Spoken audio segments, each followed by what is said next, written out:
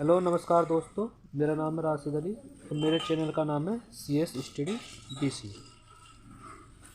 मैंने आपके BCom second year का ऑडिटिंग का जो 2016 में पेपर आया था उसकी मैं तैयारी करा रहा हूँ।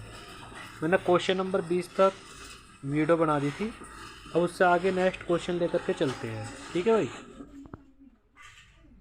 आपके नेक्स्ट आगे क्वेश्चन लेकर चलते हैं। क्वेश्चन नंबर 21, जहाँ पर आंतरिक निरीक्षण व्यवस्था संतोषजनक नहीं है वहाँ पर किस तरह का अंकेक्षण उपयुक्त होगा। ठीक है, क्वेश्चन में क्या पूछा है, जहाँ पर आंतरिक निरीक्षण व्यवस्था संतोषजनक नहीं है वहाँ पर किस तरह का अंकेक्षण उपयुक्त होता है। ऑप्शन नंबर ए सामयिक अंकेक्षण, ठीक है भाई। ऑप्शन नंबर बी चालू अंकेक्षण। ऑप्शन सी अंतरिम अंकेक्षण और ऑप्शन डी कर अंकेक्षण। तो इसमें पूछा जहाँ भी आपका संतोषजनक यानी कि जो आंतरिक अंकेक्षण है संतोषजनक नहीं होता वहाँ पे किस तरह की व्यवस्था होनी चाहिए। तो वहाँ पे आपकी होनी चाहिए चालू अंकेक्षण की तरह। ठीक, ऑप्शन नंबर बी राइट हो जाएगा। ठीक है भाई। नेक्स्ट क्वेश्चन, क्वेश्चन नंबर 22, परीक्षण जांच का प्रयोग किया जाता है तो किस समय किया जाएगा। ऑप्शन देख लेते हैं। ऑप्शन ए समय की बचत करने के लिए, ऑप्शन बी अशुद्धियों का पता लगाने के लिए, ऑप्शन सी छल कपट को पकड़ने के लिए और ऑप्शन डी इनमें से कोई नहीं। तो परीक्षण जांच का जो प्रयोग होता है वो होता है समय की बचत करने के लिए। ऑप्शन नंबर ए राइट हो जाएगा। ठीक है भाई। नेक्स्ट क्वेश्चन, क्वेश्चन नंबर आपका 23, कंट्रोलर एंड ऑडिटर जनरल की नियुक्ति किसके द्वारा की जाती है। ठीक है भाई। इसमें क्वेश्चन में पूछा आपसे कि कंट्रोलर एंड ऑडिटर जनरल की नियुक्ति किसके द्वारा की जाती है। तो किसके द्वारा की जाएगी, तो ऑप्शन देख लेते हैं। पहला ऑप्शन है राष्ट्रपति के द्वारा, बी ऑप्शन है प्रधानमंत्री के द्वारा, ऑप्शन सी है राज्यपाल के द्वारा और ऑप्शन डी है मुख्यमंत्री के द्वारा। ठीक है भाई। जो ऑडिटर जनरल होता है उसकी जो नियुक्ति की जाती है वो की जाती है राष्ट्रपति के द्वारा। ठीक है भाई। ऑप्शन ए राइट हो जाएगा। इसमें आपका राष्ट्रपति के द्वारा नियुक्त होता है। क्वेश्चन नंबर 24, एक कंपनी के प्रथम आकेशक की नियुक्ति की जाती है। ठीक है भाई। तो किसके द्वारा की जाती है, ऑप्शन देख लेते हैं। ऑप्शन ए है इसमें आपका कंपनी के प्रवर्तक द्वारा, ऑप्शन बी अंशधारियों द्वारा, ऑप्शन सी संचालक मंडल द्वारा और ऑप्शन डी है कंपनी रजिस्ट्रार द्वारा। कंपनी में जो प्रथम आकेशक नियुक्त होता है वो होता है भाई संचालक मंडल द्वारा। ठीक है भाई। संचालक मंडल द्वारा कंपनी के प्रथम आकेशक यानी कि फर्स्ट ऑडिटर की नियुक्ति की जाती है। ठीक है भाई। नेक्स्ट क्वेश्चन, क्वेश्चन नंबर 25, निम्नलिखित में से किस देश ने सर्वप्रथम कंपनी अधिनियम के अंतर्गत आकेशक को मान्यता प्रदान की है। ठीक है भाई। सॉरी। तो इसमें हम देख लेते हैं भाई किसके द्वारा सबसे पहले आकेशक को मान्यता प्रदान की थी, क्योंकि ये क्वेश्चन जो 2016 में आया था या 2021 के एग्जाम के अंदर भी आया हुआ है। ठीक है भाई।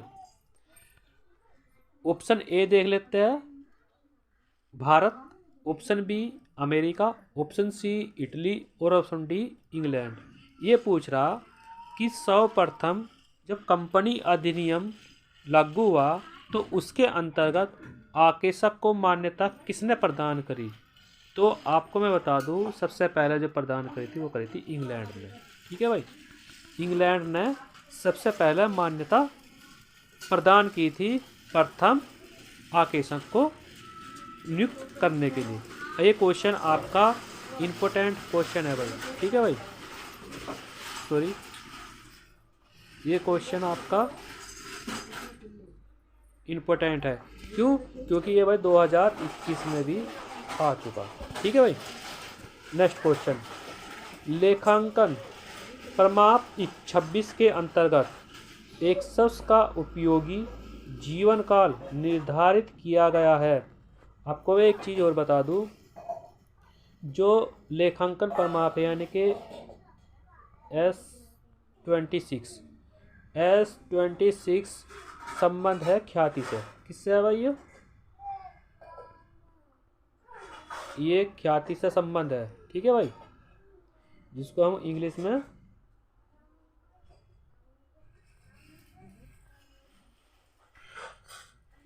गुडविल भी बोलते हैं। ठीक है भाई। तो जो हमारे पास AS यानी कि लेखांकन प्रमाप 26 जो है, ठीक, वो ख्याति से भी संबंध रखता है। ठीक है, क्योंकि ख्याति के इसके अंतर्गत AS के अंतर्गत ख्याति से संबंधित सारे नियम इसमें लिखे हुए हैं। ठीक है भाई। तो ये क्या कह रहा है जी, एक शख्स का उपयोगी यानी कि एक शख्स का मतलब है जो आपकी एसिस्ट है, ख्याति है। ठीक है, उपयोगी जीवन काल के निर्धारित किया गया है। तो वो उसमें पूछ रहा है कि वो कितने वर्ष के लिए इसमें निर्धारित किया गया था। ऑप्शन देख लेते हैं भाई। ऑप्शन नंबर A 25 वर्ष, ऑप्शन B 20 वर्ष, ऑप्शन C 15 वर्ष और ऑप्शन D है 10 वर्ष। तो आपको मैं बता दूं कि लेखांकन प्रमाप 26 के अंतर्गत जो एक शख्स यानी कि आपकी जो संपत्ति है उसका जीवन काल है 10 वर्ष के लिए। ठीक है भाई, 10 वर्ष के लिए निर्धारित किया गया है। नेक्स्ट क्वेश्चन, निम्नलिखित में कौन संभाव्य दायित्व है? अब इसमें पूछ रहा कौन संभाव्य दायित्व कौन कौन से है, कौन कौन से नहीं है। सब पहला ऑप्शन है भुनाए गए बिलों पर दायित्व। ठीक है भाई। B ऑप्शन है जमानत के लिए दायित्व। ऑप्शन C है वायदे के सौदों पर हानि के लिए दायित्व और ऑप्शन D है उपरोक्त सभी। आपको मैं बता दूं इसका आंसर आपका हो जाएगा D यानी कि सभी, क्योंकि संभाव्य दायित्व जो होते हैं बनाए गए बिलों पर भी होते हैं। ठीक है भाई, जमानत के लिए दायित्व भी होते हैं और वायदे के सौदे के हानि के लिए भी दायित्व होते हैं। तो इसमें सारे के सारे ऑप्शन राइट हो जाएंगे। ठीक है भाई। नेक्स्ट क्वेश्चन, क्वेश्चन नंबर 28, निम्नलिखित में से किस मामले में यह निर्णय दिया गया था कि एक अंकेशक मूल्यांकन करता नहीं है? ठीक भाई, कौन सा मतलब वो कौन सा मामला था जिसमें ये बताया था कि भी एक अंकेशक मूल्यांकन करता नहीं हो सकता? ठीक भाई, तो ऑप्शन देख लेते हैं। ऑप्शन नंबर A है हमारा पास लंदन एवं जनरल बैंक, लंदन एवं जनरल बैंक। दूसरा ऑप्शन है यूनियन बैंक लिमिटेड इलाहाबाद। तीसरा ऑप्शन है किंगस्टन कॉटन मिल्स और D ऑप्शन है मैक्सन एंड रॉबिन्स। आपको मैं बता दूं इसमें आपका जो ऑप्शन है ये ऑप्शन C राइट हो जाएगा। और आपको एक चीज़ और बता दो, क्वेश्चन इम्पोर्टेंट भी है। क्यों है? इसलिए है इम्पोर्टेंट क्योंकि किंगस्टन कॉटन मिल्स के अनुसार, ठीक है भाई, किंगस्टन कॉटन मिल्स के अनुसार इनमें एक विवाद था। इस विवाद के अंतर्गत जो जज ने जजमेंट दिया था उसने ये कहा था कि किसी भी मामले में ऑडिटर को मूल्यांकन करने का अधिकार नहीं है, क्योंकि जो ऑडिटर होता है वो मूल्यांकन करता नहीं है। ठीक है भाई, तो इसलिए किंगस्टन कॉटन मिल्स का जो मतलब कोर्ट में फाइल चल रही थी, केस चल रहा था, उसमें जो सुनवाई हुई थी, तो उस सुनवाई में जज ने ये कहा था कि किस मामले में निर्णय दिया गया कि एक आकेश मूल्यांकन करता नहीं है। तो वो आपका आंसर इसमें हो जाएगा C, किंगस्टन कॉटन मिल्स के अनुसार। ठीक है भाई। नेक्स्ट क्वेश्चन, क्वेश्चन नंबर 29, किसी संपत्ति के मूल्य में किसी भी कारण से होने वाली शैने और स्थायी कमी को ह्रास कहते हैं। यह परिभाषा किसने दी? ठीक है भाई, अब देखते हैं किसने दी।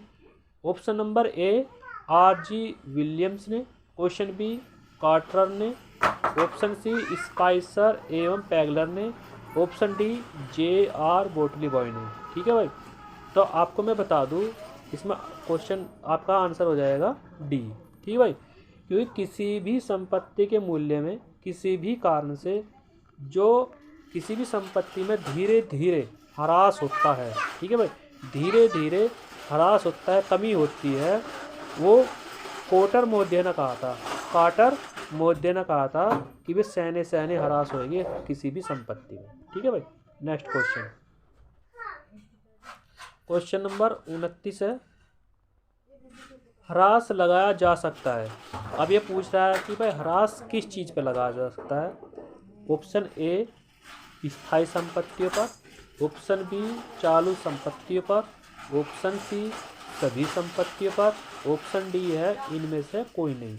तो आपको मैं बता दूं कि ह्रास जो है वो स्थायी संपत्तियों पर लगाया जा, बाकी और किसी पे नहीं लगाया जा सकता।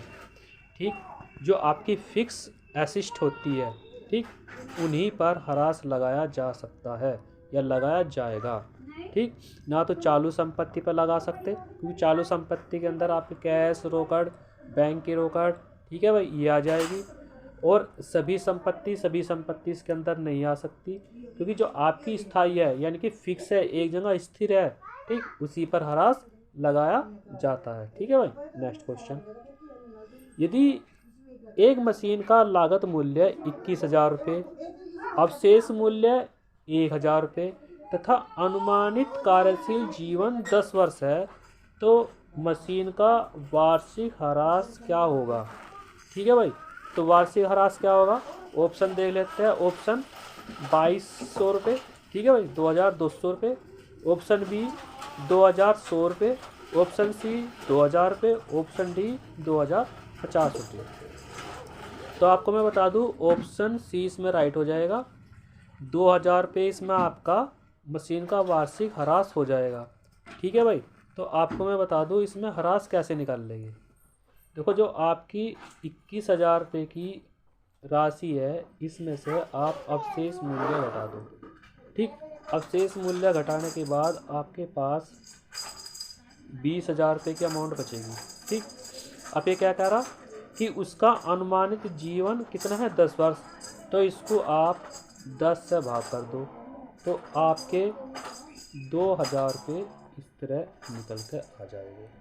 ठीक है भाई, सीधी सी बात है, जब किसी मशीन का लागत मूल्य दे रखा हो और अवशेष मूल्य भी हो, तो पहले उस मशीन में से उसके अवशेष मूल्य घटा दो, और जो लाइफ दे रखी है उसकी, उतने उसकी लाइफ से उसको डिवाइडेड कर दो, तो उस मशीन का वार्षिक ह्रास मूल्य निकल कर आ जाएगा। ठीक है भाई, नेक्स्ट क्वेश्चन, ह्रास उत्पन्न होता है, अब देखो किसके कारण उत्पन्न होता है। ऑप्शन ए केवल संपत्तियों के प्रयोग से, ऑप्शन बी अप्रचलन से, ऑप्शन सी किसी भी कारण से, और इनमें से कोई नहीं।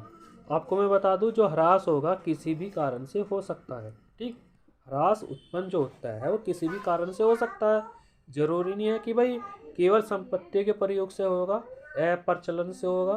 ठीक, किसी भी कारण से हो सकता है, क्योंकि जब तक हम किसी भी चीज़ में उसको यूज़ नहीं करने के, ठीक, क्योंकि एक बार जो कंपनी ने निकाल दी और जब हमने उसको ला करके रख दी, ठीक, कोई भी संपत्ति हो उसमें ह्रास उत्पन्न होना जरूरी है, वो किसी भी कारण से उसमें ह्रास हो सकता है। ठीक है भाई, नेक्स्ट क्वेश्चन, क्वेश्चन नंबर 33 है, संपत्तियों का निरंतर प्रयोग है, संपत्तियों का निरंतर प्रयोग है।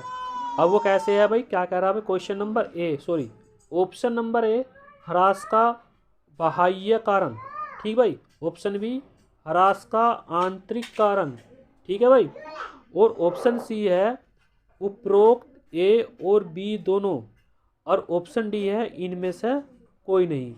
तो ये कह रहा संपत्तियों का जो निरंतर प्रयोग होता है वो होता है ह्रास का आंतरिक कारण। ठीक है भाई, ह्रास का आंतरिक कारण, क्योंकि बाह्य कारण नहीं हो सकता, आंतरिक कारण हो सकता है, क्योंकि ह्रास जो होगा वो अंदर से होगा, बाहर से नहीं होगा। ठीक है भाई, नेक्स्ट क्वेश्चन, संचय बनाया जाता है, संचय यानी कि रिजर्व। ठीक है भाई, ये पूछ रहा है कि आपका रिजर्व बनाया जा सकता है। और किसके द्वारा बनाया जा सकता है भाई? ऑप्शन ए है सामान्य उद्देश्य के लिए, ऑप्शन बी है विशिष्ट उद्देश्य के लिए, ऑप्शन सी है उपरोक्त ए और बी दोनों के लिए, और ऑप्शन डी है इनमें से कोई नहीं। तो आपको मैं बता दूं, कंपनी में जब भी कोई रिजर्व यानी कि सामान्य संचय बनाया जाता है तो सामान्य उद्देश्य के लिए ही बनाया जाता है। ठीक, वो विशिष्ट उद्देश्य के लिए नहीं बनाया जाता, सामान्य उद्देश्य के लिए संचय को बनाया जाता है। ठीक है भाई। नेक्स्ट क्वेश्चन, क्वेश्चन नंबर 35 है, विभाज्य लाभ का निर्धारण करते समय निम्नलिखित में से किस बिंदु पर विचार करना चाहिए? ठीक है भाई, क्या कह रहा कि विभाज्य लाभ का निर्धारण करते समय निम्नलिखित में से किस बिंदु पर विचार करना चाहिए? ऑप्शन ए वर्तमान ह्रास, ऑप्शन बी बकाया ह्रास, ऑप्शन सी पूंजी लाभ, ऑप्शन डी उपरोक्त सभी। अब आप सोच रहे होगे कि इसमें उपरोक्त सभी ऑप्शन दे रखा है, इसी को राइट कर दो। नहीं, ऐसा नहीं है। जब तक आप किसी भी चैप्टर की किसी भी चीज़ की थ्योरी नहीं कंप्लीट करने के, ठीक है, वो आपको समझ में नहीं आएगा।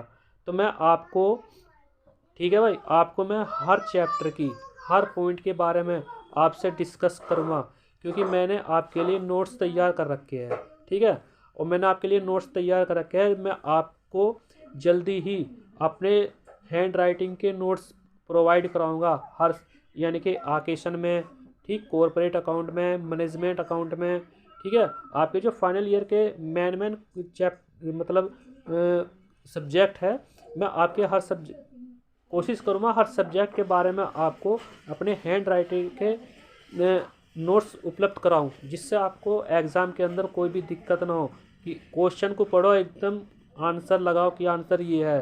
ठीक है भाई, तो इसमें आपका आंसर हो जाएगा वर्तमान ह्रास के लिए। ठीक है भाई, विभाज्य लाभ का निर्धारण करते समय निम्नलिखित बिंदु पर विचार करना चाहिए। वर्तमान ह्रास पर, ना तो बकाया ह्रास पर कर सकते, पूंजी पर लाभ, इस पर ह्रास लगता नहीं। ठीक, और उपरोक्त सभी इसका आंसर होने का नहीं। तो आंसर जो है इसका वो है वर्तमान ह्रास, यानी कि आपकी जो संपत्ति है, ठीक, तो उस पर वर्तमान ह्रास पे ही आप पे डिवाइड सारी चीज़ फॉलो करनी होती है। ठीक है भाई। नेक्स्ट क्वेश्चन, लाभांश दर तय करने के लिए कौन अधिकृत होता है? ठीक है भाई, अब आपको देखो ये क्वेश्चन, आपको इस तरह के जो क्वेश्चन है लाभांश वाले या पूंजी अंश निर्गमन वाले या आहरण वाले, देखो आपको है ना, अगर आपने कॉर्पोरेट अकाउंट पढ़ रखा है तो आपको ऑडिटिंग में हेल्पफुल हो जाएगी, क्योंकि आपके जो कॉर्पोरेट अकाउंट का पहला चैप्टर है अंशों का निर्गमन और आहरण, उससे संबंध के बहुत सारे क्वेश्चंस, मतलब 5-7 क्वेश्चन के इसके अंदर भी पूछे जाते हैं। जैसे लाभांश दर, देखो लाभांश दर के बारे में कॉर्पोरेट अकाउंट में सीधा बोल लगाया है। ठीक है, या आपने कंपनी अकाउंट पढ़ा है, उसके अंदर भी आपको सारी चीज़ मेंशन कर रखी है चैप्टर के अंदर कि भाई लाभांश की दर कौन निर्धारित करता है। तो जो लाभांश की दर है वो संचालक गण या संचालक मंडल, देखो यहाँ से संचालक गण दे रखा, तो ऑप्शन में ऑप्शन में वहाँ से संचालक मंडल भी आएगा। ठीक है भाई, ये बात ध्यान रखना कि एग्जामिनर आपसे कंफ्यूजन के लिए क्या करतेगा, संचालक मंडल की जगह संचालक गण पूछ लेगा। ठीक, तो आप कंफ्यूजन ना होना कि संचालक मंडल और संचालक गण एक ही बात है। ठीक है भाई, जो लाभांश की दर है वो संचालक मंडल के द्वारा ही निर्धारित की जाती है। ठीक, यही ऑथर अधिकृत करता है। नेक्स्ट क्वेश्चन क्या है, फिर इसी चैप्टर से अंदर से ये क्वेश्चन पूछा गया है कि लाभांश का वितरण किस में किया जा सकता है। ठीक है भाई, तो लाभांश का दर किस किस में मतलब किस किस को दिया जाएगा वो भी देख लेते हैं। ऑप्शन नंबर ए वर्तमान वर्ष के लाभ, ऑप्शन बी विगत वर्ष के लाभ, ऑप्शन सी उपरोक्त ए और बी दोनों और इनमें से कोई नहीं। आपका ऑप्शन सी राइट हो जाएगा कि वर्तमान के वर्ष के लाभ मिला करके और विगत वर्षों के लाभ मिला करके लाभांश वितरित किया जा सकता है। पर लाभांश एक ही शर्त पर वितरित किया जाएगा जब कंपनी को लाभ हो रहा हो। ठीक है भाई, अगर कंपनी को लाभ नहीं हो रहा, ठीक है भाई, ये बात का ध्यान रखना, अगर कंपनी को लाभ नहीं हो रहा तो कंपनी लाभांश वितरित नहीं कर सकती। ठीक, कंपनी लाभांश जब ही वितरित करेगी जब उस कंपनी को लाभ होएगा, जब भी वो लाभांश यानी कि बोनस, शेयर या अपने कर्मचारियों को वितरित कर सकती है, अन्यथा हानि के कारण में वो वितरित नहीं कर सकती। ठीक है भाई। नेक्स्ट क्वेश्चन, क्वेश्चन नंबर 38, निम्नलिखित में से लाभांश का भुगतान नहीं किया जा सकता। देखो इस चैप्टर से देखो कितने क्वेश्चन पुट अप हो रहे हैं। देखो निम्नलिखित में से लाभांश किसको नहीं दिया जा सकता, ये भी पूछ सकता है, किसको भुगतान नहीं किया जा सकता, ये भी पूछ सकता है। तो ये किसको भुगतान नहीं कर सकता, ऑप्शन ए पूंजीगत प्राप्तियों से, ऑप्शन बी पूंजीगत लाभों से, ऑप्शन सी आयगत लाभों से, ऑप्शन डी उपरोक्त किसी में से नहीं। आपको मैं बता दूं कि कंपनी लाभांश पूंजीगत लाभ से भी भुगतान कर सकती है, आयगत लाभ से भी भुगतान कर सकती है। ठीक है, पर जो पूंजीगत, इसमें ऑप्शन तो आपका पहला ही राइट हो जाएगा कि पूंजीगत प्राप्तियों से लाभांश का भुगतान नहीं कर सकती। किस लाभांश भुगतान नहीं कर सकती, सिर्फ लाभांश का भुगतान पूंजीगत लाभों से भुगतान किया जा सकता है और आयगत लाभों से भुगतान किया जा सकता है। जो पूंजीगत प्राप्तियां होती है, ठीक है भाई, उनसे लाभांश भुगतान नहीं किया जा सकता। यानी कि जैसे इंटरेस्ट, ठीक, ये हमारे पास प्राप्ति चीज़ है, इन पर लाभांश भुगतान नहीं किया जा सकता।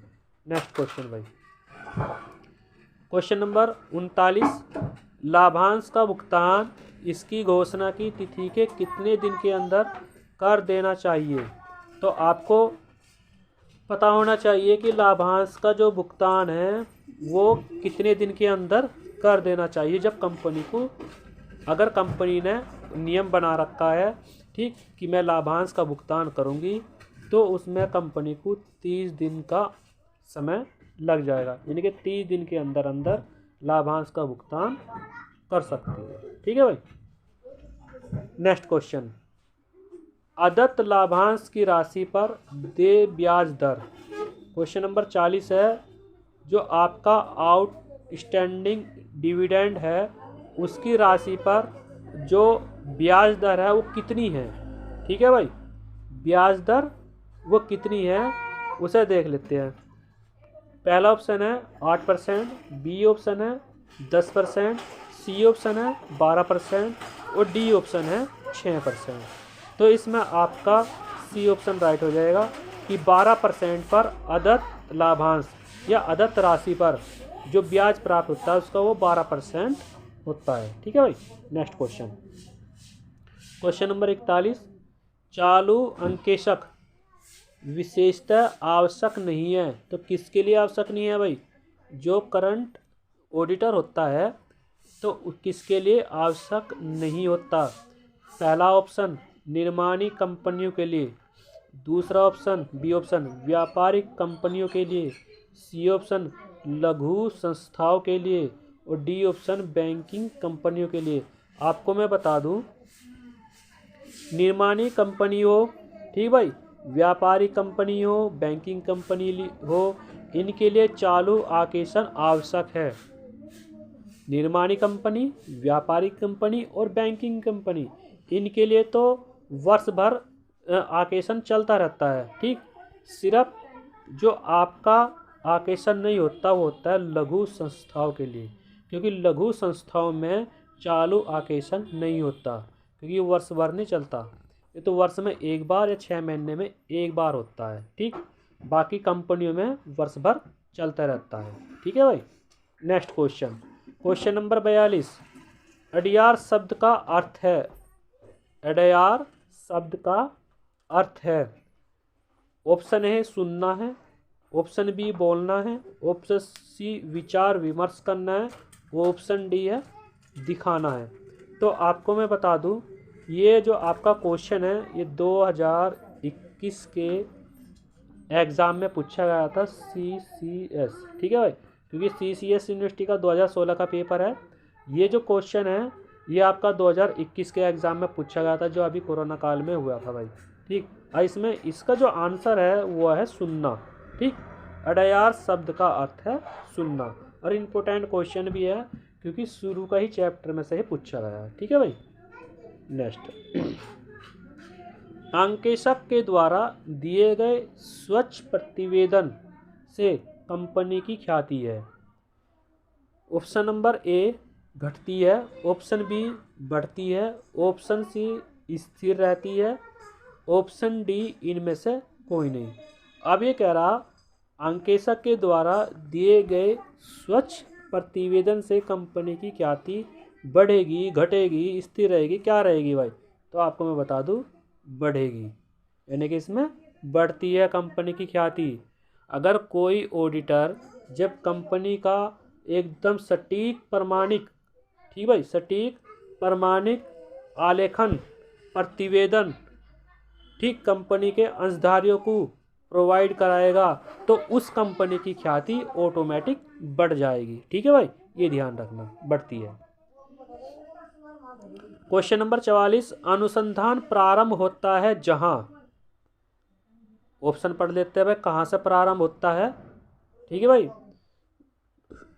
ए ऑप्शन पुस्तपालन समाप्त होता है, ऑप्शन बी लेखा फर्म समाप्त होता है, ऑप्शन सी आकेशन समाप्त होता है, या इनमें से कोई नहीं।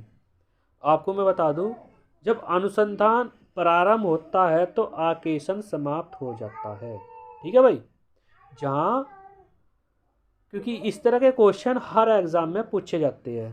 ठीक, हर साल इस तरह का क्वेश्चन, एक क्वेश्चन कभी पूछ लेगा पुस्तपालन समाप्त होता है तो जहां, यह क्वेश्चन ऐसे पूछ लेगा लेखा फर्म समाप्त होता है जहां, या ऐसे पूछ लेगा आकेशन समाप्त होता है जहां। तो उन सब के बारे में मैं आपको डिटेल्स क्वेश्चन थ्योरी लाऊंगा, अपने नोट्स में बताऊंगा कि इनमें क्या क्या आपको करना होगा। ठीक है भाई, तो क्वेश्चन नंबर 44 में क्या पूछा? अनुसंधान प्रारंभ होता है जहां आकेशन समाप्त होता है। ठीक है भाई। नेक्स्ट क्वेश्चन, एक सार्वजनिक कंपनी में आकेशक की नियुक्ति कितनी अवधि के लिए की जाती है? ठीक है भाई, जो आपकी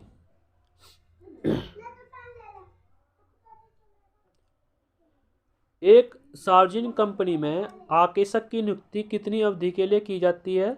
ऑप्शन पढ़ लेते हैं भाई, 1 वर्ष के लिए, ऑप्शन बी 2 वर्ष के लिए, ऑप्शन सी 5 वर्ष के लिए, ऑप्शन डी एक वार्षिक व्यापक सभा से अगली वार्षिक व्यापक सभा तक। ठीक है भाई, ऑप्शन डी इसमें राइट हो जाएगा, क्योंकि जब तक किसी भी वार्षिक सभा में ये नहीं कहा जा सकता कि एक सार्वजनिक कंपनी में एक आकेशक की नियुक्ति, मतलब भाई हम 1 साल के लिए रख ले हैं, 2 साल के लिए रख ले हैं, 5 साल के लिए रखेंगे, या हम 6 महीने के लिए रखेंगे। ठीक, जब तक कंपनी में वार्षिक सभा नहीं। क्वेश्चन नंबर 45 था भाई आपका, एक सार्वजनिक कंपनी में आकेशक की नियुक्ति कितनी अवधि के लिए होती है? तो इसमें आपका आंसर हो जाएगा ऑप्शन नंबर डी। ठीक है भाई, जब तक वार्षिक सभा नहीं हो जाती कंपनी के अंदर, तो वह जब तक बना रहेगा ऑडिटर कंपनी के अंदर। ठीक है भाई, उसे रखना है या नहीं रखना है, तो इसलिए आपका ऑप्शन डी हो जाएगा। नेक्स्ट क्वेश्चन भाई, उद्धृत मूल्य संबंधित है। ठीक है भाई, उद्धृत मूल्य संबंधित है ऑप्शन ए अंशों से, ऑप्शन बी स्कंद से, ऑप्शन सी ख्याति से, ऑप्शन डी इनमें से कोई नहीं। ठीक भाई, उद्धृत मूल्य, ठीक है भाई, क्वेश्चन नंबर 46 है, तो इसमें जो संबंध है वो है आपके अंशों से। ठीक है भाई, उद्धृत मूल्य जो संबंधित है वो अंशों से संबंधित है। ठीक, नेक्स्ट क्वेश्चन, आंतरिक मूल्य संबंधित है। ठीक भाई, अब आंतरिक मूल्य किससे संबंध है? ऑप्शन ए स्कंद से, ऑप्शन बी अंशों से, ऑप्शन सी स्थायी संपत्तियों से, इनमें से कोई नहीं। तो इसमें भी आपका आंसर बी हो जाएगा, अंशों से। आंतरिक मूल्य जो संबंधित है वो अंशों से है। ठीक है भाई। क्वेश्चन नंबर आपका 48, चार्टेड अकाउंटेंट एक्ट कब पास हुआ? ठीक है भाई, आपको मैं बता दूं, ये क्वेश्चन भी आपका 2000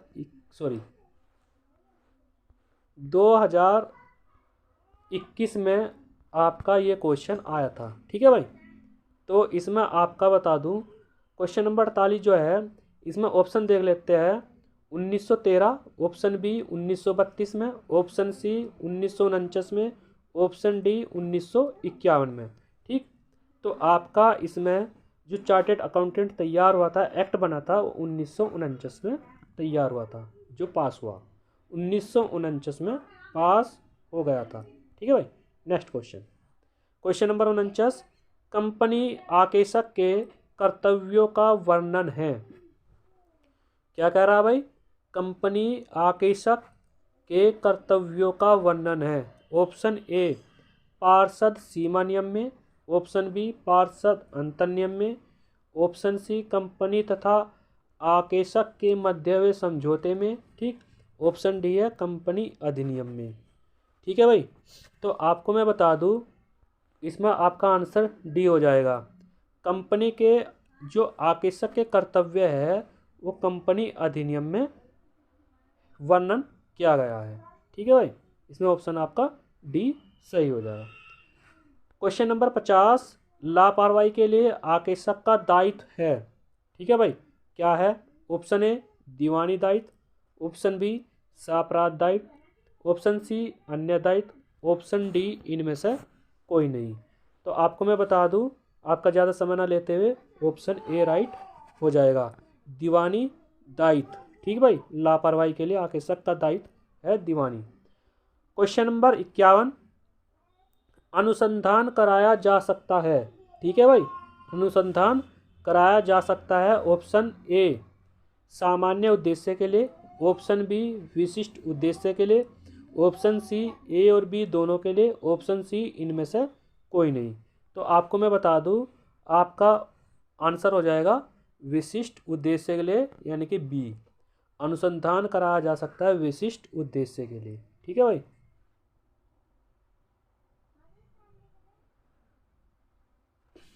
थोड़ा सा छोटा कर लेते हैं भाई इसको। क्वेश्चन नंबर आपका जो है क्वेश्चन नंबर 52 है, एक परिभाषा दी गई है। क्या कह रहा है भाई उस क्वेश्चन में? आकेशन से आशय किसी व्यापार की लेखा पुस्तकों की एक बुद्धिमत्तापूर्ण एवं आलोचनात्मक जांच से है, जो कि उन प्रपत्रों एवं प्रमाणकों से की जाती है जिनके आधार पर उन्हें लिखा गया है। यह जांचने के लिए की जाती है कि एक निश्चित अवधि के लिए बनाया हुआ लाभ हानि खाता व चिट्ठा सही लाभ या हानि तथा सही आर्थिक स्थिति को प्रदर्शित करते हैं या नहीं। ठीक, यह परिभाषा किसके द्वारा दी गई है? ठीक है भाई, क्वेश्चन नंबर 52 है, इसमें ऑप्शन दे रखे हैं। पहला ऑप्शन है स्पाइसर एवं Pegler, option B J.R. Batliboi, option C R.G. Williams, option D A.W. Hinds. तो जो परिभाषा दी है वो दी है J.R. बॉटलीबाय ने। ठीक है भाई, J.R. बॉटलीबाय ने ये परिभाषा दी है। नेक्स्ट क्वेश्चन देख लेते हैं, क्वेश्चन नंबर 53, आकेशन रूप में है। आकेशन रूप में है तो किसके रूप में है? ऑप्शन ए कला के रूप में, ऑप्शन बी विज्ञान के रूप में, ऑप्शन सी उपरोक्त ए और बी दोनों के रूप में, या इनमें से कोई नहीं। देखो आकेशन जो है कला और विज्ञान दोनों के रूप में है, ऑप्शन सी राइट हो जाएगा। ठीक है भाई, नेक्स्ट क्वेश्चन, क्वेश्चन नंबर 54, निम्नांकित में से आकेशक का कौन सा कार्य है? तो कौन सा कार्य है देख लेते हैं भाई। लेखों की गणितीय जांच करना, ऑप्शन बी अशुद्धियों का पता लगाना तथा रोकना, ऑप्शन सी छल कपट का पता लगाना तथा रोकना, और ऑप्शन डी है उपरोक्त सभी। तो इसमें आपका आंसर डी सही हो जाएगा। ये सारे के सारे आकेशन के कार्य है भाई। एक तो लेखों की गणितीय जांच करना, ये भी आकेशन का कार्य है। अशुद्धियों का पता लगाना, ये भी आकेशन का कार्य है। छल कपट का पता लगाना, ये भी आकेशन का कार्य है। यानी कि सभी हो जाएगी। कार्य तो बहुत सारे हैं, ठीक है, मैं आपको अपने नोट्स में प्रोवाइड करा दूंगा हर उसके बारे में। ठीक है भाई, नेक्स्ट क्वेश्चन, लेखाक्रम प्रारंभ होता है जहाँ, देखो अभी एक क्वेश्चन आया था कि अनुसंधान प्रारंभ होता है जहाँ, ठीक है। तो मैंने आपको पहले ही बताया था कि इस तरह के क्वेश्चन आपको देखने को मिलेंगे एग्जाम के अंदर, हर हर साल इस तरह के क्वेश्चन देखने को मिलते हैं, ठीक है भाई। पहला ऑप्शन है पुष्प पालन समाप्त होता है, दूसरा ऑप्शन है अंकेशन समाप्त होता है, ठीक। यहाँ क्योंकि इस बी ऑप्शन में टाइपिंग में गड़बड़ हो रही है क्योंकि अंकेशन आएगा यहाँ से, क्या आएगा भाई, यहाँ आएगा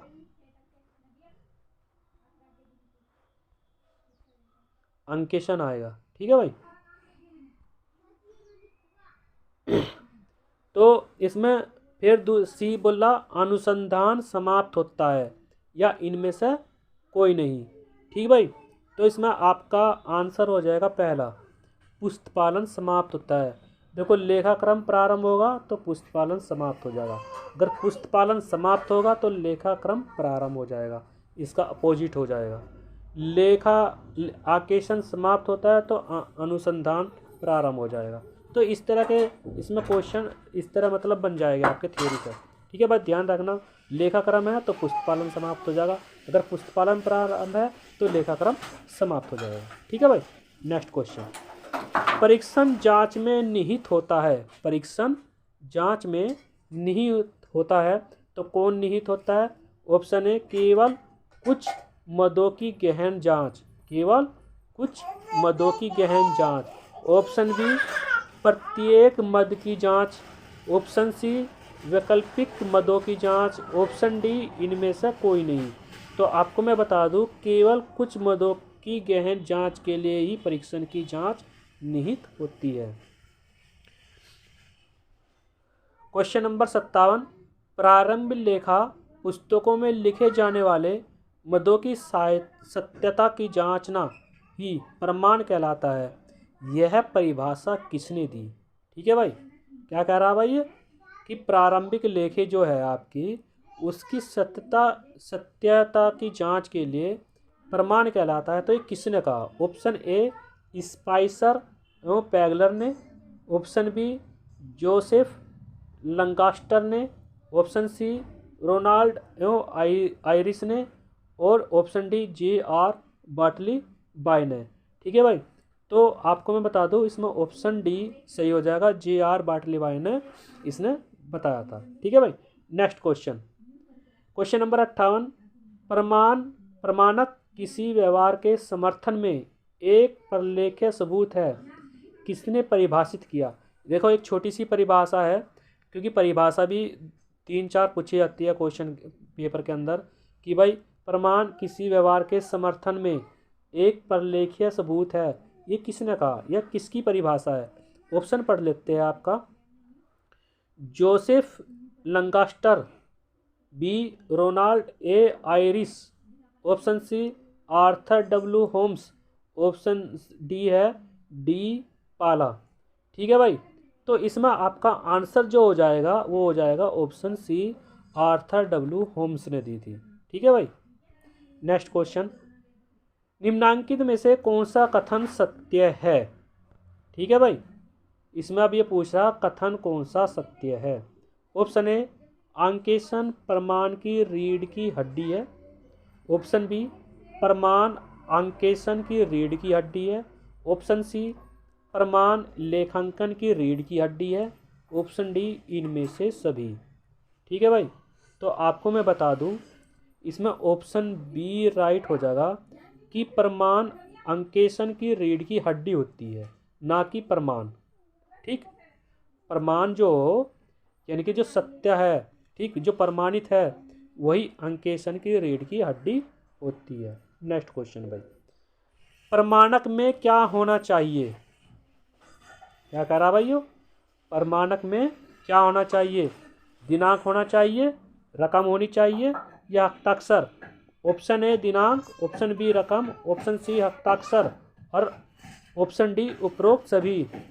क्योंकि प्रमाण में सभी चीज़ होनी चाहिए, दिनांक होनी चाहिए कि किस तारीख को बना, रकम होनी चाहिए कि ये जो वाउचर है इतनी रकम का है, हस्ताक्षर होने चाहिए कि भाई ये इस अधिकारी का हस्ताक्षर है।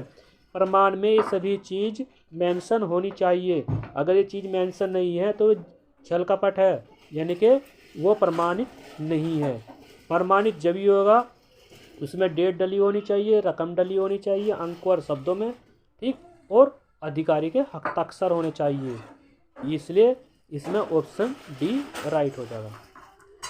क्वेश्चन नंबर 61 मूल्यांकन का आधार है। ठीक है भाई, मूल्यांकन का आधार है तो किसका आधार है भाई?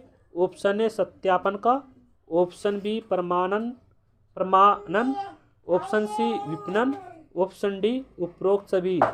तो जो मूल्यांकन होता है वो सत्यापन के आधार पर होता है। ठीक है भाई, मूल्यांकन का जो आधार है वो सत्यापन है, प्रमाण के आधार पर नहीं है, सत्यापन के आधार पर होता है मूल्यांकन। ठीक है भाई।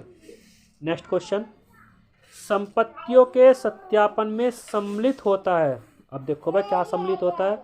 ऑप्शन ए संपत्तियों का भौतिक सत्यापन, ऑप्शन बी संपत्तियों के मूल्यांकन का सत्यापन, ऑप्शन सी संपत्तियों के स्वामित्व का सत्यापन, और ऑप्शन डी राइट हो जाएगा, क्योंकि संपत्तियों के सत्यापन में सभी चीज़ें मेंशन की जाती है कि भाई भौतिक सत्यापन होगा, मूल्यों का सत्यापन होगा, और जो स्वामी है उनका भी सत्यापन होगा। ठीक, इसलिए ये सभी इसी के अंदर सम्मिलित होते हैं। ठीक भाई। नेक्स्ट क्वेश्चन, क्वेश्चन नंबर 63 निम्नलिखित में से क्षय संपत्ति कौन सी है? ऑप्शन ए, ऑप्शन जो ए है आपका कौन सा है भाई?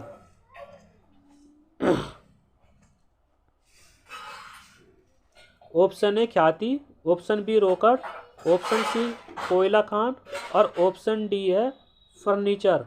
ठीक है भाई, तो इसमें आपको मैं बता दूं 6 जो संपत्ति है वह कोयला खान, ठीक, यानी कि जो 6 होगी वो किस में होगी?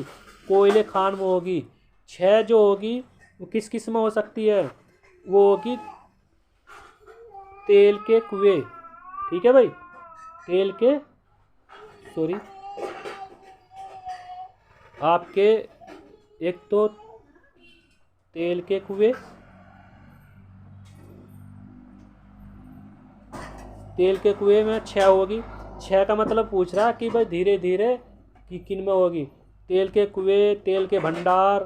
ठीक है भाई, उनमें 6 होगी। कोयले की खान होगी, उनमें 6 होगी, क्योंकि ख्याति में 6 नहीं होगी, ना रोकड़ में 6 होगी, ना फर्नीचर में 6 होगी।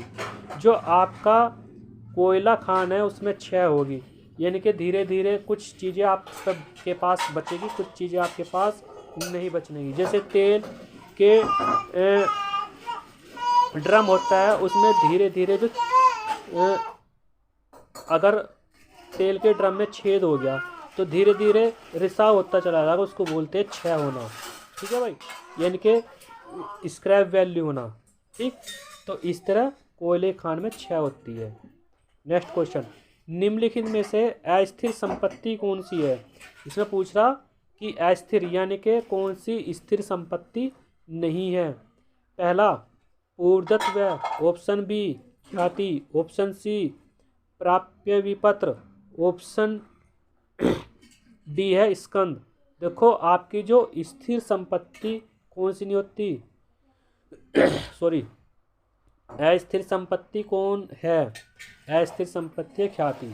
ठीक, क्योंकि आपका प्राप्य विपत्र ये भी चालू संपत्ति है, स्कंद ये भी चालू संपत्ति है, ऊर्ध्वत्व ये भी चालू संपत्ति है। आपकी अस्थिर संपत्ति ख्याति है, क्योंकि ये जो होती है ये होती है मूर्त संपत्ति। क्या होती है भाई? ये होती है आपकी मूर्त संपत्ति, क्योंकि ये दिखाई नहीं देती, इसलिए इसको मूर्त संपत्ति बोलते हैं। और ये अस्थिर संपत्ति के उसमें आती है गिनती में। ठीक है भाई, क्योंकि हम इसको देख नहीं सकते। नेक्स्ट क्वेश्चन,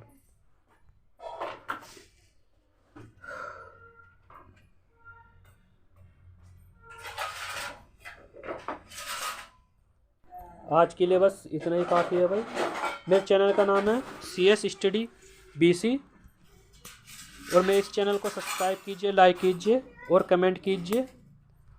ठीक है भाई, बाकी क्वेश्चन अगली वीडियो में लाऊंगा क्योंकि वीडियो ज़्यादा लंबी बन जाएगी।